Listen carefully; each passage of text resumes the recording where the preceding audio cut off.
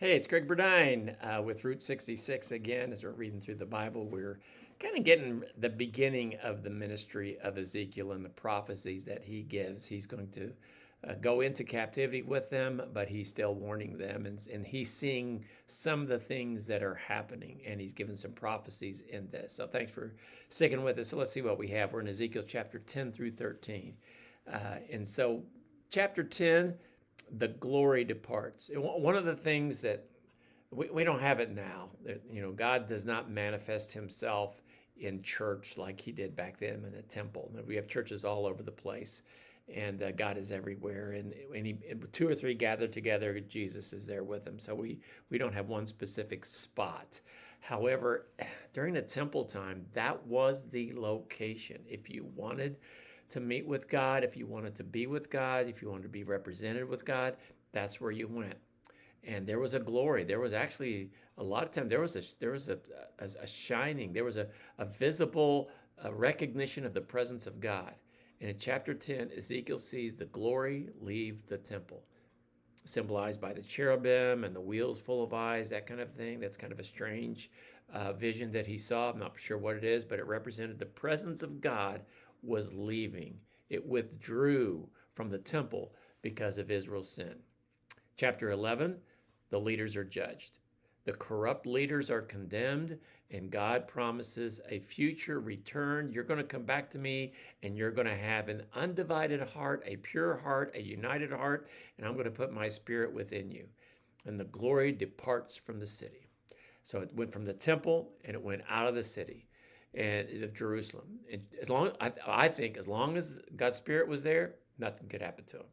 But God said, you know what? I'm going to pull my spirit away, and now the destruction is going to come. In chapter 12, Ezekiel acts out the exile. He packs up all his belongings. He digs through the wall, and God shows him that the exile is happening. That's what's going to happen to the people. They're going to be pulled out of the city. Chapter 13, the false prophets are condemned. There were a lot of prophets that were saying, oh, we're never going to be, in exile. We're going to be okay. God's going to take care of us. And God denounces these false prophets. They tell lies, false visions of peace. Everything's going to be okay. And so he tears down their walls, and he shows the deceit that they've been telling other people and telling God's people. They've been telling them it's going to be okay when it's not going to be okay. So what are some applications?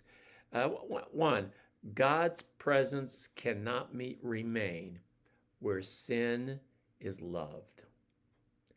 When you love your sin more than you love God, the manifestation of God in your life, the power of God in your life is going to leave.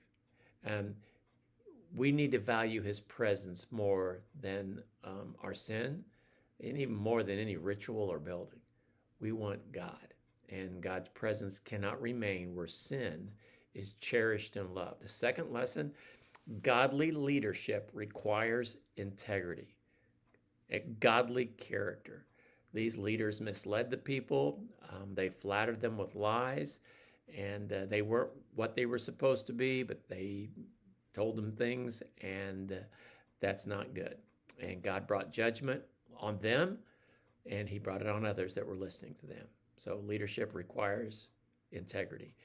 And the third lesson is our hope is in God, in God's promise of renewal. No matter what we've done, no matter where we've been, no matter how many things we've done wrong, when we come to God, he promises to restore us. That's where our hope is. He will give us a new heart. He will give us a clean heart and set us on our way. And he will put his spirit within us, and we will be able to go back and do some of the things that we never thought were possible. God can make a change in our life if we allow him. And he did that with the nation of Israel, and he could